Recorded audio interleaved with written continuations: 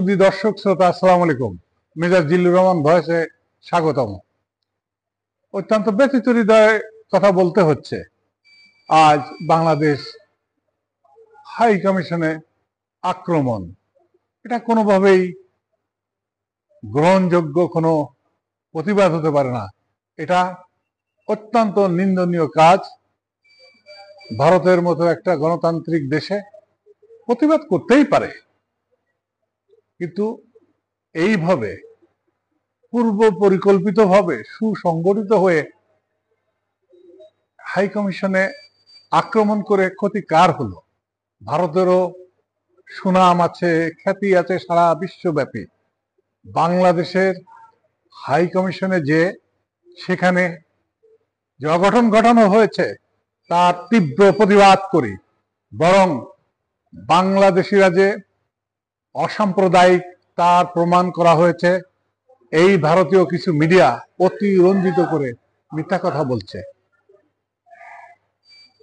তারা বাংলাদেশ সম্পর্কে বাংলাদেশের জাতিগত বিদ্বেষ ছড়িয়ে হিন্দু মুসলিম এই দুই জাতির মধ্যে উত্তেজনা সৃষ্টি করে একটা দাঙ্গা সৃষ্টির জন্য সুযোগ সুবিধা, রাজনৈতিক ফায়দা লুটার চেষ্টা করেছে।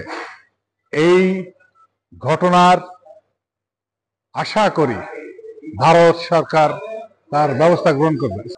সেখানে পুলিশ প্রহরা ছিল, কিন্তু তারা তো নীরব দর্শকের ভূমিকা পালন করেছে। এটা কিছুতেই গ্রহণযোগ্য নয়।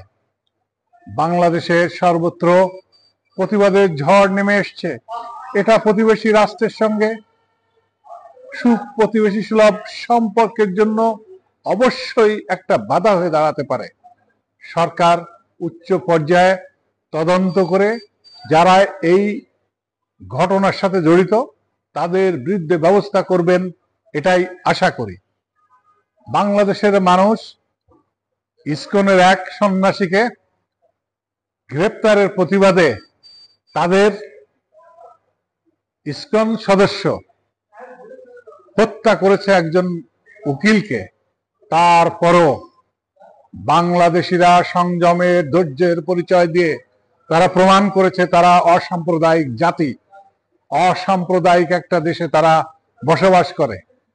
ভারতীয় মিডিয়া বাংলাদেশ সম্পর্কে যে মিথ্যা অপবাদ বিষোদ্গার করছে, তারপরও বাংলাদেশ এখনো বন্ধুসুলভ আচরণ করে যাচ্ছে।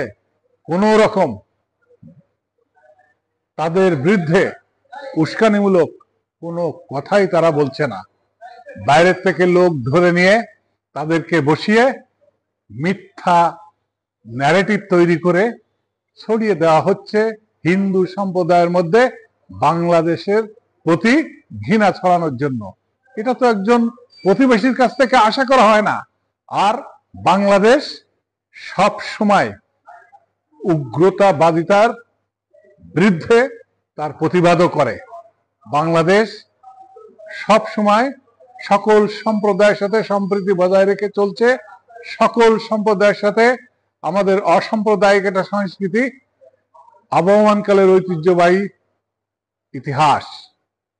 আমরা আশা করি ভারত উপলব্ধি করবে বাংলাদেশের হাই কমিশন অফিসে আক্রমণ নয়, 16 কোটি মানুষের কলিজার মধ্যে আঘাত করা হয়েছে। তার তীব্র নিন্দা শুধু নয়, তার বিচার চাই।